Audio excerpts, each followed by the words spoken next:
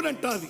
విడిపోయిన బంధమా, చెదిరిపోయిన స్నేహమా, ఎడబోసిన గీతమా, ఎదల నిండ గాయమా, పువ్వులు పుప్పడిలా బల బల బల బల బల బల పువ్వులు పుప్పడిలా పవిత్ర బంధమా, పరమాత్ముని రూపమా, పవిత్ర బంధమా, పరమాత్ముని రూపమా, కోరు తెలంగాణమా, కోట్లాది ప్రాణమా, బల బల బల బల బల బల